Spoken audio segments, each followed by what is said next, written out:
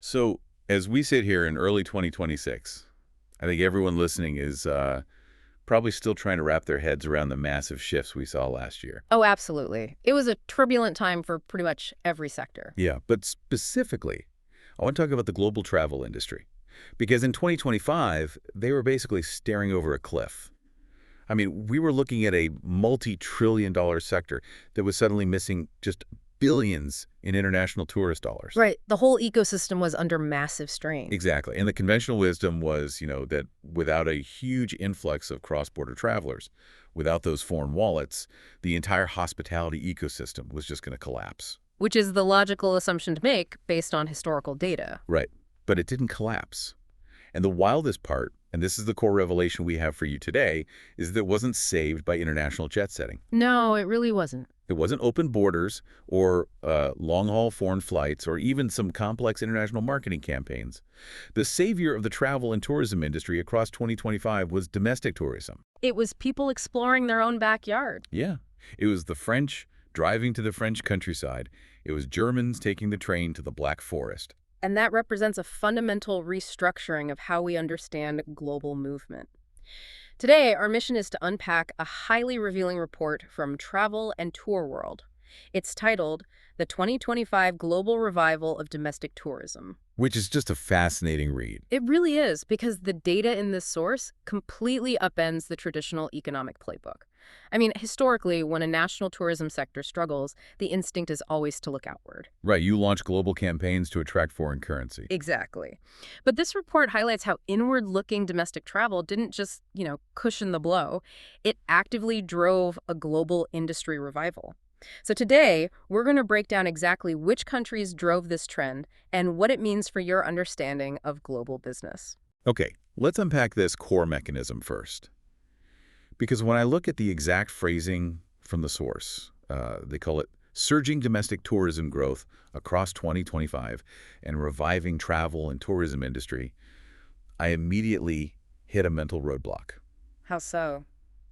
Well, I need to play devil's advocate here for a second. Yeah. If I'm a citizen of a country, right, and I take a trip 2 towns over, I'm just moving my own money around the same national economy. I see what you're saying. Yeah, economically speaking, that just sounds like moving money from your left pocket to your right pocket. Right.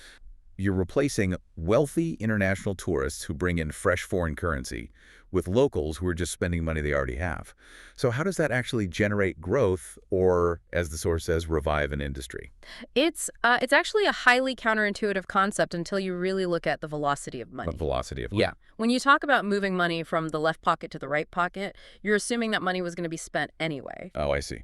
But in times of uncertainty, that money often doesn't go into the right pocket at all. It goes under the mattress. Or into a savings account. Exactly. Or maybe it's spent on an imported good, like a new television, which immediately sends that capital completely out of the national economy. Right, right. But when you activate domestic tourism, you trigger the multiplier effect. So it's about forcing the currency to change hands rapidly within the local borders. Exactly. I love the analogy you mentioned before we started recording. Oh, the farm analogy. Yeah, Yeah. think of the travel industry as a massive sprawling farm. Right. You've got your hotels, your local restaurants, and your tour operators, and they're all the crops. And for decades, the industry just assumed this farm needed external rain to survive. With the rain being international tourists bringing foreign currency. Exactly. If it doesn't rain, we assume the crops die. But what this source indicates is that the farm was actually saved by its own internal groundwater. The domestic tourists. Yeah. When you travel locally, you pay a hotel owner, then that hotel owner pays a local housekeeper. And she takes that exact same money and buys groceries from a local farmer. Who then pays a local mechanic to fix his tractor. It just keeps circulating. Exactly. The groundwater irrigates the root system so the farm doesn't go bankrupt before the rain eventually returns. And focusing on the source's use of the word reviving here is key. It indicates that the industry desperately needed a catalyst. And rather than looking outward, nations looked inward. Domestic tourism wasn't just a side note in 2025. According to the source, it was the primary engine of the industry's revival. I totally get the macroeconomic theory, but, how did that actually play out on the ground? because locals simply do not spend money the same way foreign tourists do. No, they don't. A family taking a weekend road trip is operating on a fundamentally different budget than someone who just flew 12 hours across the Atlantic for a once-in-a-lifetime vacation. And that was the massive operational pivot. It's where the hospitality industry had to get incredibly creative just to survive the year. What did they do? Well, businesses had to fundamentally change their offerings and their pricing structures almost overnight. Like a boutique hotel that used to charge $400 a night to international business travelers, they couldn't command that price from locals. Right, locals know what things actually cost in their own country. Exactly. So they pivoted to volume and frequency. They offered $200 weekend staycation packages, maybe bundled with local restaurant vouchers. Oh, I see. So they swapped high-margin seasonal reliance for lower margin but high-frequency local loyalty. Exactly. The industry basically realized that a locally occupied room at a 30% discount is infinitely better than an empty room waiting for a foreigner who isn't coming.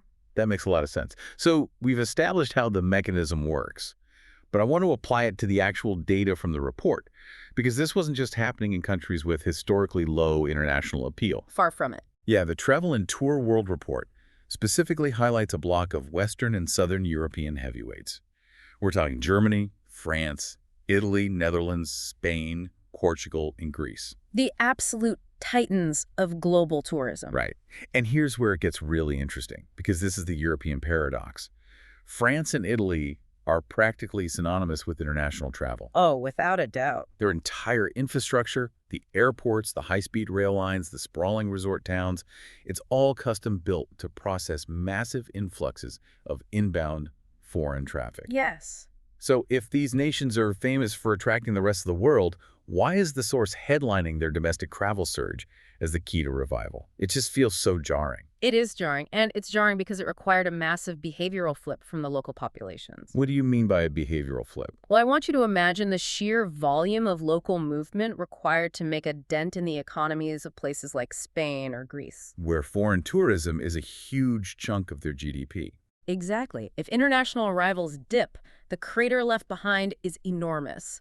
For domestic travel to fill that crater, a breathtaking number of locals had to actively decide to explore their own countries. Like millions of people changing their habits. Millions. We're talking about Germans deciding to skip a winter in Southeast Asia to explore the Bavarian Alps. Or Parisians bypassing the Caribbean to spend a month in Provence. It's like realizing that you live in the museum everyone else pays a ticket to see. That's a great way to put it. But going back to that operational pivot we talked about, how does a place like Paris or Rome adapt to that? Because if you're a local Roman, you aren't going to the Colosseum. You've already seen it. Right. And you definitely aren't going to eat at the restaurant with a menu translated into 6 languages that charges double for a plate of pasta. No, you avoid those places at all costs. And that dynamic is precisely what decentralized the tourism wealth in 2025. Decentralize it. Yes. Think about it. The international traveler hits the major hubs, which concentrates the economic benefit in capital cities.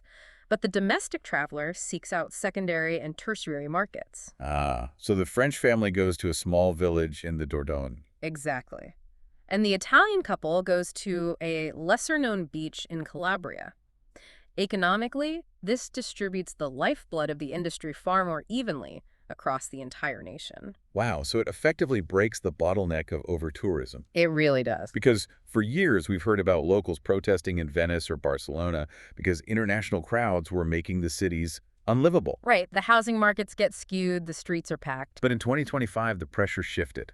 The wealth moved out of the congested centers and into rural areas and smaller towns that actually desperately needed that economic injection. And furthermore, it forced a massive quality correction in the hospitality sector. How so? Going back to your point about the restaurant with the 6-language menu, those places had to adapt or die. Right, because their target audience vanished. Exactly. When your primary customer base suddenly shifts from a transient foreigner who will never return to a local who knows exactly what authentic cuisine should taste like and what it should cost, the standard of service has to skyrocket. Because you can't fool a local. Exactly. Domestic tourists demand higher authenticity and better value. The businesses that survived the 2025 shift were the ones that dropped the tourist trap mentality and re-engaged with their own local culture. That makes perfect sense for densely packed, highly connected countries using the same currency, like in the Eurozone. But the report doesn't stop at the borders of the European Union. No, it doesn't. And this is a really crucial transition in the data. The source specifically includes Turkey in this surge of domestic growth. What's fascinating here is that including Turkey fundamentally expands the scope of the phenomenon. Right. If the report had only listed France, Italy, and Spain, you could easily dismiss this whole domestic travel boom as a quirk of the Eurozone. Yeah, you could just argue it's a byproduct of the Schengen area's internal dynamics, or maybe just a temporary cultural fad among a highly affluent Western European demographic. Exactly. But dropping Turkey into that exact same list shatters the Eurocentric theory. It really does. Because geographically, Turkey is a massive transcontinental bridge between Europe and Asia. It's a totally different landscape. And economically, it operates with a completely different currency dynamic, dealing with all the complexities of the lira. Plus, it has a uniquely varied geography compared to, say, a highly compact nation like the Netherlands. Yet, despite those stark macroeconomic and geographic differences, the travel and tour world data shows Turkey experiencing the exact same domestic surge. So how did that happen? Well, let's look at the infrastructure shift there. Turkey boasts massive coastal resort economies along the Aegean and Mediterranean seas, places like Antalya. Right, those places are famous. And they were essentially built to process millions of British, German, and Russian package holidaymakers. Basically massive all-inclusive resorts that act as walled gardens for foreigners. Correct. But when that international pipeline fluctuated, those vast infrastructures had to turn inward. They had to pivot their marketing to residents of Istanbul or Ankara. So they had to convince their own citizens to take up the slack. Exactly.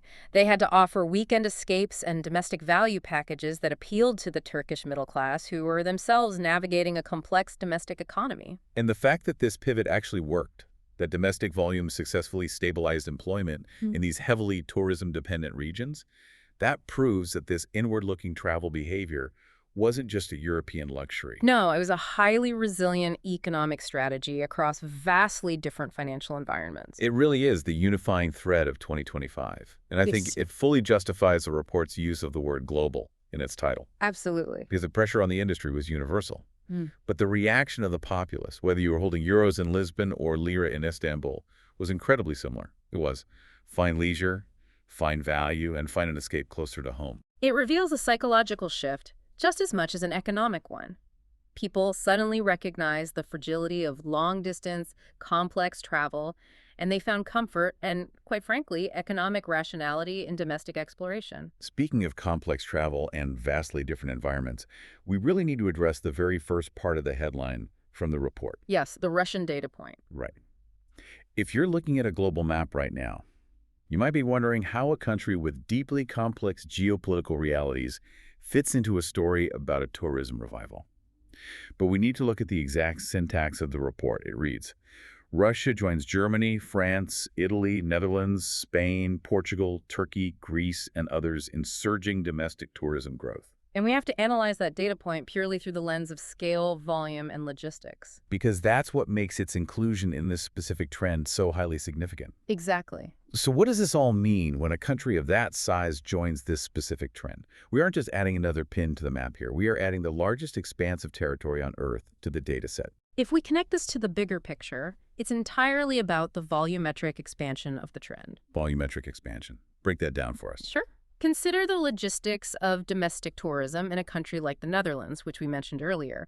A domestic trip there might mean a 45-minute drive or a very quick, highly efficient train ride. Right. The infrastructure required to support that is relatively light. Exactly. Now, apply the concept of domestic travel to the Russian Federation. You are talking about a landmass that spans 11 time zones. 11 time zones.